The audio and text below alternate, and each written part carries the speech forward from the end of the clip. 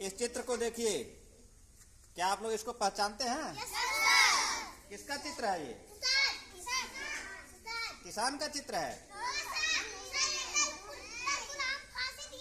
हाँ, बहुत अच्छे, ताली बजाइए इनके लिए। तरकुलहा में ये इनकी फांसी हुई थी।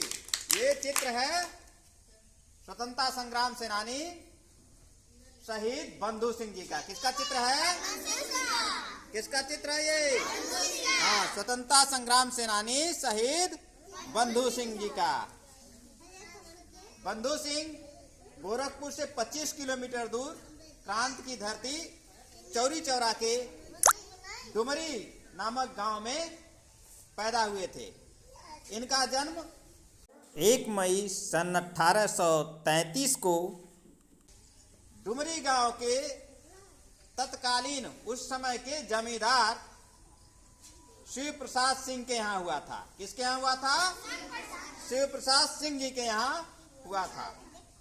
बचपन से ही ये बड़े ही मेधावी थे, बड़े ही बहादुर थे और किसी की दास्ता स्वीकार नहीं करते थे।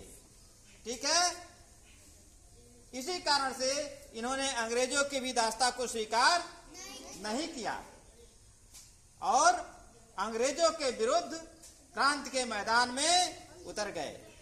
सन 1857 की जब क्रांति हुई तो उस क्रांति की मशाल लेकर के यह पूरे पूर्वांचल को उजागर करते रहे और अंग्रेजों के विरुद्ध लड़ते रहे। बंधु सिंह जी गोर्रा नदी के तट पर चौरी चौरा के जंगलों में एक तरकुल के पेड़ के नीचे मां भवानी की प्रतिमा को स्थापित किए हुए थे। ये उनके अनन्य भक्त थे और गोरिल्ला युद्ध में माहिर थे। जब कभी भी अंग्रेजों के सैनिक किसी निरीह पर अत्याचार करते थे तो ये उसका प्रतिरोध करने के लिए खड़े हो जाते थे। ऐसा कहा जाता है कि बहुत से अंग्रेजी सैनिकों को इन्होंने मां के चरणों में बलि कर दी थी। बाद में जब अंग्रेजी शासकों को पता चला कि यह कार्य किसी जंगली जानवर का नहीं है, यह कार्य बंधु सिंह का है, तो अंग्रेजी सैनिकों ने कई बार उस जंगल में छापेमारी की, लेकिन बंधु सिंह पकड़े नहीं गए। बाद में इनके ही एक साथी देश के गद्दार सरदार मजीठिया की मुखबिरी करने पर बंधु सिंह को अंग्रेजी सैनिकों ने पकड़ लिया और इनके ऊपर मुकदमा चलाया गया। इन्हें फांसी की सजा दी गई और गोरखपुर शहर के अलीनगर चौराहे पर एक पेड़ से इन्हें 6 बार फांसी देने का प्रयास किया गया। कितनी बार फांसी देने का प्रयास किया गया? 6 बार। लेकिन मां भवानी की कृपा से जब भी इन्हें फांसी से लटकाया जाता था तो फांसी टूट जाता था। 7वीं बार जब इन्हें फांसी के लिए ले आया गया तो इन्होंने फांसी को चूमते हुए कहा कि हे माता जगत जननी, अब मुझे स्वतंत्र कर दो, और 7वीं बार ये फांसी पर लटक गए। ऐसा कहा जाता है कि जिस समय ये फांसी पर लटके उस समय माता जगत जननी का जो इन्होंने स्थापना किया था, वहां जो तरकुल का पेड़ था उसका सर टूट करके गिर गया और उसमें से खून का धारा बहने लगा और तब से ही उस देवी का नाम तरकुलहा देवी के नाम से प्रसिद्ध हो गया।